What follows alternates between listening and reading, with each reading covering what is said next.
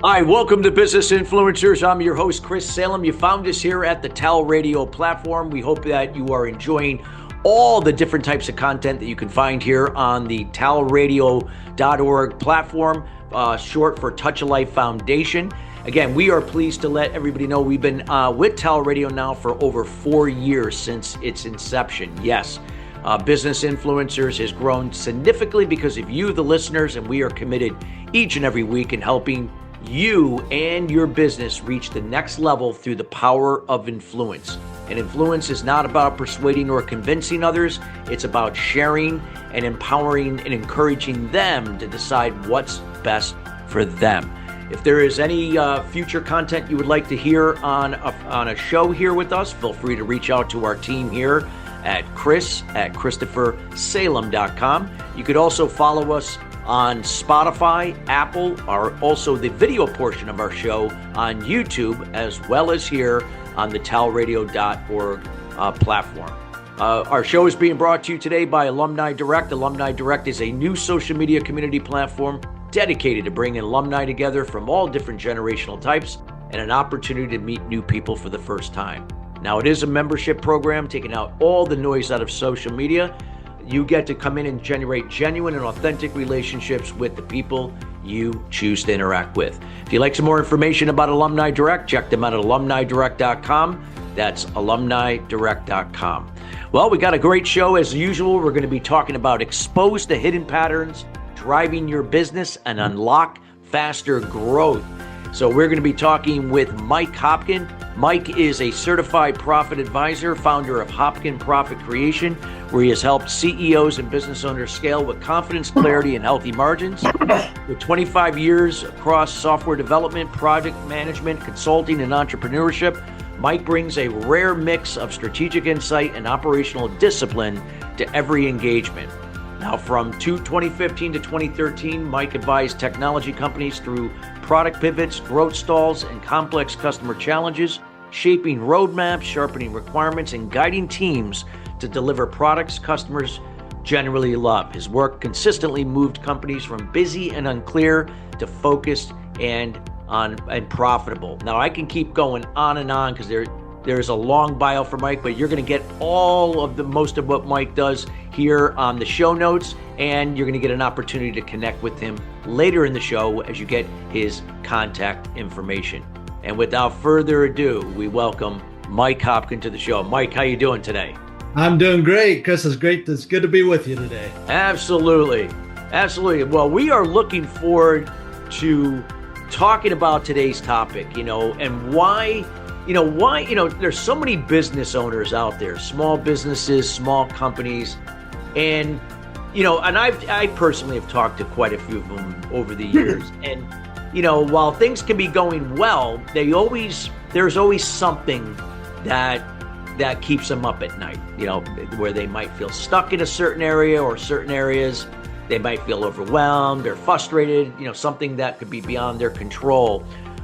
What are some of the things that you can kind of share with us that can be some of these hidden patterns that are, kind of getting in their way, which kind of talks about the, from the topic that you're going to be sharing about today? Yeah, so a lot of business owners, it's hard to be to start a business and be a business owner, and they're kind of lonely in a lot of ways. And I think it differs from one person to another, from one business to another. But one of the things that I find is a lot of times business owners aren't 100% sure, what is their position of market dominance. They don't even think about that. They just think, you have to be the Starbucks or the Walmart of the world to have a position of market dominance. What they don't realize is that you can have that with a small business. And as I talk to business owners and we start to kind of dig into that and get into what is your strengths, that opens up a whole new world to them, things that they have never seen before. And that's one of the fun things I get to do. Got it. Wow. I love it. Love it. So let's talk a little bit about if there's a business owner listening right now, which there are quite a few we have on this show.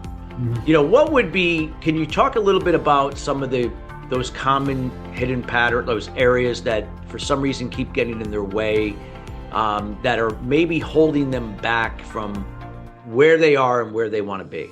So what I find with a lot of small business owners, getting the right leads into their business. What we talk about is we want you to have the ideal clients or the perfect customer coming in. How do you get to them?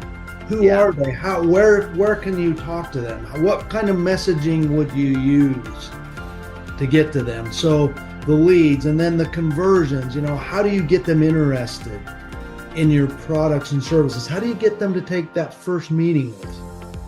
That's another area. And a third one, how do you enroll them in your products and services? How do you get them to say yes to your offer? Yeah. That's another one. And there's actually 7 key areas. I just went through the first 3. There's 7 key areas that I focus on in all of the work I do and all the advising I do with my clients. But those are just kind of the the things that need to be working really well to get the business going. And then other things come as we get into it more. But that's kind of, I don't know if that answers the question exactly, but. No, absolutely. So what can you share, like, with the, if we look at these hidden patterns, and some of the things that you just shared, what would be some of the things that would be the first step they could take to start making, better strides towards, in this case with leads, like making because again, a lot of times, leads can be, it's not because they're not using the right provider or maybe they don't have the right SEO. It might be because, do they really know their audience? That type of thing. So to anything you'd like to share in those areas, please feel free. That you just brought up a big thing. Do they really know their audience? And I always ask the question, what resonates with your audience? Or, what are when you have people, come to you and say, I want to talk, what is it that struck a chord with them? And that's the first step to really honing in and figuring out what is the messaging that's going to really attract that ideal client or that perfect customer. And so really unwrapping that, and a lot of times it happens by accident. They're not even trying to do it, but something happens and somebody comes and they talk and they turn out to be a great customer for their business. Well, what was it?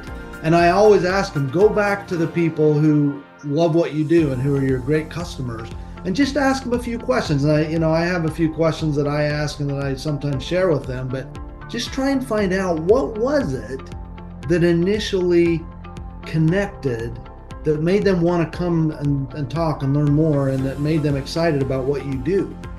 And so that's where I start. And then, as we, then we dig deeper into other things as we get more into the conversions part and, the closing. So. Yeah. Wow. Great to hear. And I hope business owners, again, we can't just assume, we can't just speculate. We have to be able to really, truly know our audience. What are some things that you could share, that could help us to better know our audience? Is it just going out and asking them? Is there any kinds of market studies? Anything you could share with us that can maybe help solidify that? So I would say, look at your industry. What are the things that are coming up and you're hearing about in your industry among companies, either competitors or maybe partners, people that you're kind of zoned in, you're focused in on? What are the things that they're talking about? And then as you kind of start to get a good sense of what those things are, how do those fit with your business? Are you doing things that, I I have a hard time coming up on the fly with a good example, but yeah. Are you doing things that, that would really resonate with whatever that thing is that you're hearing?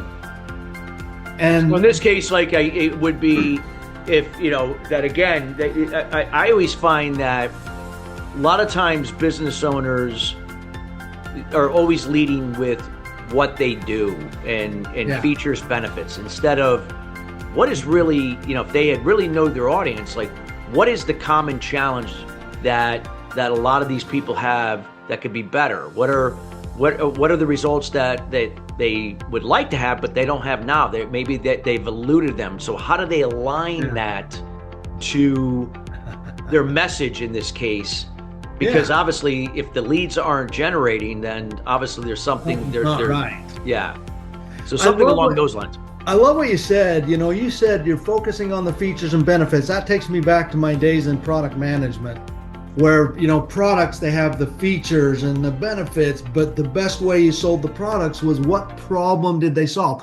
What I tell when I talk to people, I say, your ideal prospects, they have this something going on in their mind. You have to get in their head. You have to understand what it is they do, and once you really get a feel for what their problem is, that's how you design your messaging, is to speak.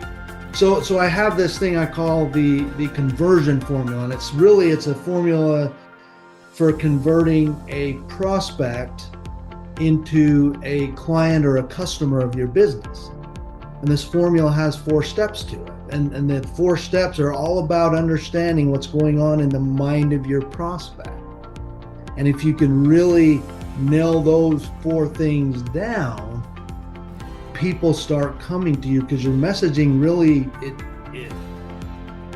hits them. It's like, wow, who is this? I got to find out more, Yeah. And it's all about getting it in front of them in the right place, in the right way. And they just start coming in ways that you never ever thought could happen. And that's where I get excited. I love, and the funny thing is about this, just a little more background on me.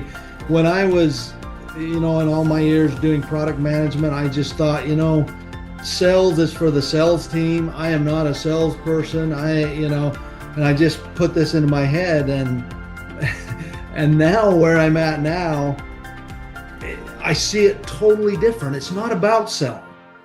It's about talking to people, getting to know them, making connections, finding out what they need, what drives them, and is there something I can do to help them? And when we find those things out, they want to come.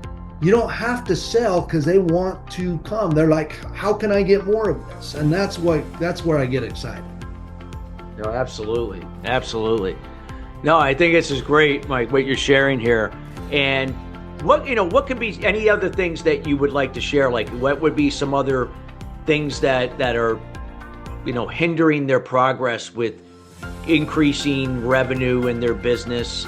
Maybe other KPIs, of course, net profit, that type of thing. Well, I'm glad you mentioned KPIs because I'm a big believer in tracking your results.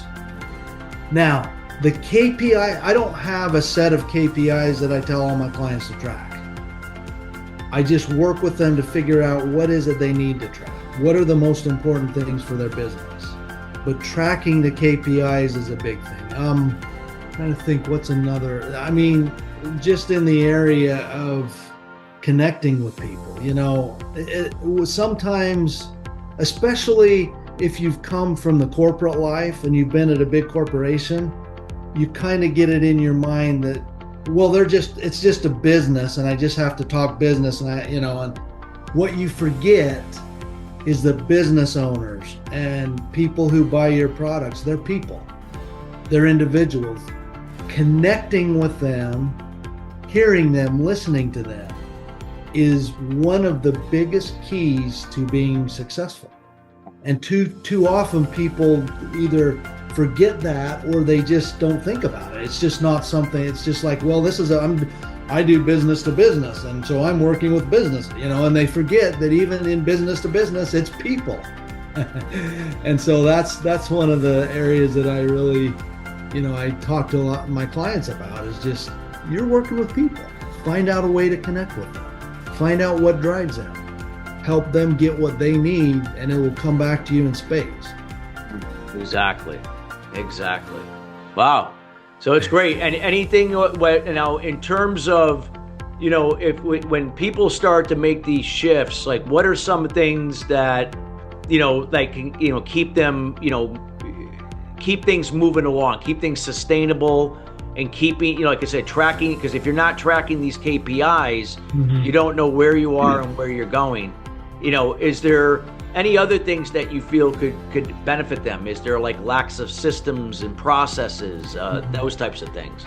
Yeah, there's a lot of systems and processes, but the one thing that comes to mind when you ask that question is really helping them nail down their position of market dominance.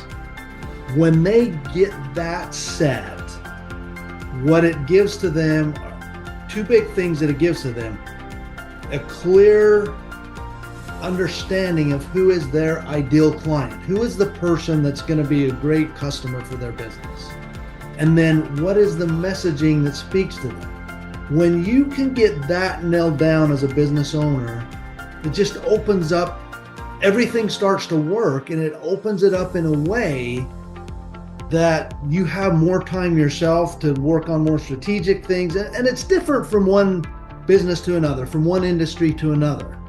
But just, that's one of the key things I've found. If you can get that part nailed down and working, then the rest just kind of falls into place, and it works much better. Absolutely. No, it makes sense there. Yeah. So for you business owners out there, again, the key is, you got to have awareness. You got to be open to new ideas. The most important thing, and I love to hear about this from you as well, Mike, that, business owners, if they're going to scale and grow, you have to be able to work on the business, not in it. Exactly. Now, some of you may have to work in it when you're starting from scratch. Of course, that's where you are. But as you continue to grow, and now you got a base that you're working from, you got to work smart, not just harder. Can you share some insights to that? I'm so glad you brought that up. Because one of the big things that when I start talking to people that just are interested to talk to me, I talk to them about working on their business. The key, so many people start a business and they're just like, I'm going to build up my business and I'm going to sell it. And the thing that they lose track of, or they don't understand, is that if they are required for their business to run successfully, it's not a business, and they're not going to be able to sell it, at least not for very much money. Yeah. So they have to, there's a book that I absolutely love. It's called Who Not How. It's by Dr. Ben Hardy and Dan Sullivan. And it's all about getting the right people on your team that do those key things for your business, so that you can start to, and I hate to use, this is maybe the wrong term to use, but pull away from but basically get to a point where your business runs and it functions and it does well without you being involved in any of the day-to-day work. Now, depending on where you're starting, that might be a few years or a decade down the road. Who knows? It depends on, it's very different from one place to another, one industry to another, but that is what you really want to have in mind. If you're looking to build up your business and have a very productive, growing business that you can sell and make a lot of money on in the future, you have to make it so that it does not depend on you. And that is one of the key things that I help my clients see that very early on as I start working with them, and as they're early on in their business. Ah, that's great. That's great. Really good insights here. And, in terms of like what are some other things that you feel are really helpful in helping to increase profit in their business? Is it just, again, we talked about lead gen, knowing your audience, and systems and processes. anything that else you think that could help them increase not only revenue, but more importantly, net profit? Yeah, I would say there's a few other things. One of them is increasing the value of your products and services so that you can raise the dollars per sale. Yeah. Or the average dollars per sale. Yeah. Another thing is what are the 2 or 3 or however many new products and services you can bring into your portfolio so you can increase the frequency of sales and get customers coming back more often. It's about maintaining customers and having them be happy and getting them coming back more often. And then the other thing that a lot of people don't think about, or that doesn't get talked about a lot in my world, lowering the costs of the business. Are there ways you can lower the costs? I've helped businesses lower costs, and in a month or two, they were able to pay far more than they pay my whole and what they would pay me for a full year. You know, just things like that are some of the things that you can really focus in on and make your business really start to grow and be much more profitable and a lot more fun. I mean, that's the other big thing. You gotta have fun in the work you're doing. If you're not having fun as a business owner, either you're not doing something right or it's just not the right business. So anyway, that's another thing we look into. Yeah. Find ways to have fun. True. Absolutely. And so you can do it. And what about like when it comes to with the businesses? You obviously, you gotta have you're also the right people helping you as too. Whether if it's people you employ, people that you subcontract with, if you're like really a small business and but you still need help, but they're not actually an employee. Anything you want to share to the insights of that, and making sure that you have people that really understand their role and duties, leverage their strengths that can help grow your business. Yeah, getting the right people, like I said, who not how, getting the right people is so key. I don't know that I have any magic formula for getting the right person, but when you're talking to people, you just need to ask them questions and find out, is this somebody, what drives them? What are the things that they love to do? Are they someone I could work with? Do they fit in with our culture? Those kind of things. And that's not an easy thing. And I have a whole strategy on this and things that we really dig into. So there's a lot of things you can dig into, but at the end of the day, it's got to be somebody that you feel like you would enjoy working with. And again, it comes back to just having fun and being happy. And is that somebody that I could really enjoy working with? And could I count on them? Could I trust them to take this part of my business and run with it and be successful so that I don't have to worry about it? Absolutely. So and that's very important. Again, leveraging strengths, offsetting weaknesses. I know as a business owner, getting caught up in the things that I'm not good at is not going to be a good use of my time. Right. I have to be able to leverage what I'm good at and then offset that with either people or systems or processes that's what they are good at. You know what, Chris, I'm glad you bring that up, because one of the best things you can do is hire people to do things that you're not good at or that you don't enjoy. That's one of the first places I would say you should look. Maybe the first place is the administrative assistant. Get that person in place, because that helps you run your business. But then the things that you're not good at, if you hate the books, hire that accountant and get them, or that bookkeeper. That's an important point. Exactly. To really start to grow your team and build out. So I'm glad you brought that up. No, absolutely. No, all great stuff you're sharing there. Is there anything else that we haven't not covered you feel that can help to unmask hidden patterns and change them into more productive patterns in this case to increase their business? Just don't be afraid to take a hard look at who you are, what you're doing, things that you could change, just be open to change and be open to new things. Don't, if you're one of those people who just always has to be right, take a step back and look at yourself and say, how can I change that? Because this is all about learning. One of my favorite quotes by Eric Hoffer, learners inherit the future while the learned find themselves beautifully equipped to work in a world that no longer exists. Things are changing way too fast to not be open to new ideas and learning new things and not being right all the time, and just being flexible to try new things. And that's what will really lead to a successful business and to your happiness and basically your freedom of time and your freedom of money. Those are the two ultimate big things we're all going for. So exactly. And I guess I will, another just a question is, for anybody, any business owner that might feel scattered, might feel stretched in, because a lot of them do, what are some, suggestions for them to have more clarity and focus? I would say write down, I do this at the end of the day. Some people do it at the beginning of the day. What are the 3 key things you're going to accomplish in the next day, or if it's in the morning today?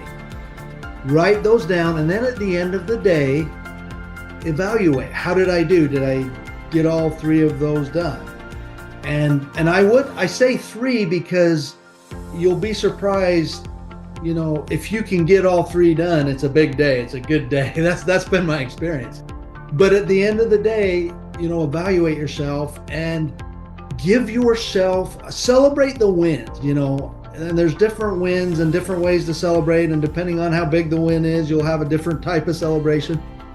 But every day, just look and see, did I get those things done? And and then just do that day after day. That really starts to change how you look at things. It really opens up your mind to new ideas, to doing bigger things for your business, and most importantly, for yourself. No, exactly. Wow.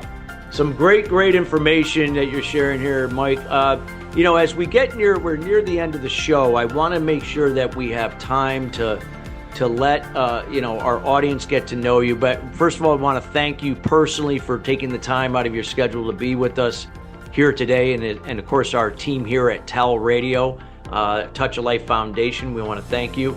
How could the listeners get in touch with you? What are you up to, and anything that you'd like to share or provide them? Well, first of all, Chris, thanks for bringing me on your show. This has been great. I love what you do and what TAL does. This is really awesome. Probably the best way to get a hold of me is they can shoot me a direct email, mike@hopkinprofitcreation.com. And I point out there's no S's in hopkinprofitcreation.com because Hopkins is a lot more common than Hopkin. But anyway, I'm on LinkedIn, Mike Hopkin, or you could find me at Mike or Michael Hopkin on LinkedIn, or go to my website, Hopkin Profit Creation. You can schedule a meeting with me or just reach out and let's connect. I'd love to connect with you. Awesome. So we highly encourage everybody that, reach out, connect with Mike on LinkedIn. And again, check out the website. Also maybe, schedule a consultation call with them and get some more insights on what you can be doing better to accelerate your profit in your business, and amongst other things that can help move your business to the next level. And again, thank you so much again for your time here today, Mike. You're welcome. Thank you. And listeners, we want to thank you each and every week joining us here at Business Influencers. Again, we are committed each and every week in bringing in subject matter experts like Mike in to share their words of wisdom and insights to help elevate you and your business level of success in terms of influence. As we said many, many times before, it's through the power of influence we can encourage and empower our audience and how they can make the right decisions that are going to best support them. That's what leads to better customer experiences, and it's through those customer experience that you have repeat business and even better from there, referrals for new business. So if you like to see content that we've not covered on this show in the past, feel free to reach out to our team here at chris@christophersalem.com. We'd be more than happy to talk with you about featuring somebody that can cover that content on a future show. Till then, everybody, have a great rest of your week, and we'll see you next week at the same time. Take care.